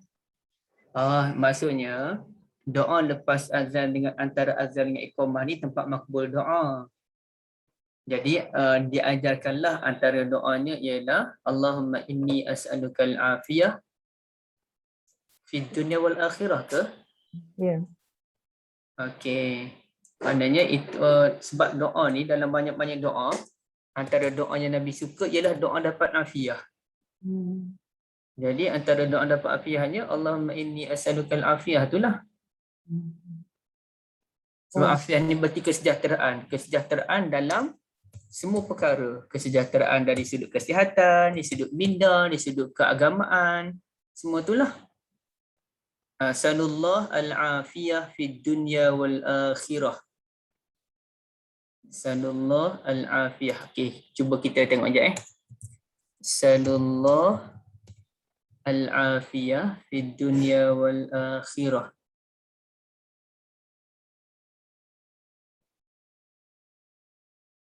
Okey, hadis mana tu? Cuba kita lihat Tirmizi. Okey, hadis ini riwayat daripada Tirmizi, riwayat Abu Daud, Nasa'i. Doa tidak ditolak antara azan dengan iqamah, maka sahabat Nabi tanyalah, "Famadza naqul ya Rasulullah?" Apa doa kami nak baca ni Rasulullah? Rasulullah sallallahu alaihi wasallam kata, "Sallallahu al-afiyah fid dunya wal akhirah." Mintalah afiah, kesejahteraan di dunia dan akhirat. Allahumma inni as'aluka al-afiyata fid dunya wal akhirah. Betul Kak. Maknanya dia bukanlah kita baca tu bukan salah satu daripada termasuk dalam 4-3 azan. Tak. Okay, maksudnya kita baca Maknanya Nabi campaign kita berdoa antara azan dengan iqamah. Antaranya baca doa ni lah. Alhamdulillah. Al-afiyah ni maknanya kalau badan kita kata sihat wal afiat. Dan bila kita minta afiat tu artinya kita minta jauhlah daripada COVID sekalipun. Ini antara panggil vaksin doa lah. Usaha kita doa pada Allah. Lebihnya kita redha pada Allah kan. Al-afiyah beragama maknanya kita sejahtera dalam beragama. Kita beragama dengan cara yang betul mengikut syariat dan sunnah. Al-afiyah dari sudut minda artinya otak kita, akal kita dapat berfikir dengan baik dan bukannya kita fikir cara yang tak baik, cara yang kotor ataupun cara yang menyalahi manusia-manusia yang bertamadun. Okay. Afiah ni daripada semua sudut. Jadi afiah ni kerana dia luas, maka kita doa al-afiah tu masa antara azan dengan iqamah. Tapi nak baca doa yang lain silakan. Afiah sudut rezeki pun jadi juga, afiah sudut kerja pun ya juga, afiah dari sudut hubungan kita dengan majikan ataupun majikan dengan pekerja, semua tu afiah, dia luas. Wallahu a'lam. Boleh Kak kita dah terdia masa dalam 15 minit. Okey Ustaz, terima kasih jazakallah khairan katsiran atas ilmu sampaikan tengah hari pagi ni. InsyaAllah kita sambung pada minggu hadapan bab pula. Betul lagi Ustaz, Kak Syida ada PM Ustaz berkenaan dengan poster Ustaz Zainuddin tu, minta tolong editkan boleh ke? Oh, saya tak bagi lagi, tu maaf Kak. Sebab semalam banyak sangat kerja saya kena urus. Pengsan dah. Sudah beri PM Ustaz tak balas. Itu sebab tak apalah, next week pun boleh guna, cuma lagi bila-bila pun tak apa. Cuma takut Ustaz tak buka WhatsApp kan. Okey. InsyaAllah Terima kasih Kak. Terima kasih Ustaz ya atas keberadaan pagi ni. Saya mau sampaikan berkenaan dengan azan. Siapa tak datang kelas pagi ni dia rugi. Shortcut untuk dapat syafaat adalah kalau jawab selepas azan, doa selepas azan tu kan. Okey, para sahabat semua sekalian, kita jumpa lagi pada next sesi. Dengan itu kita endkan sesi kita ni dengan tasbih kafarah dan juga surah wal asr.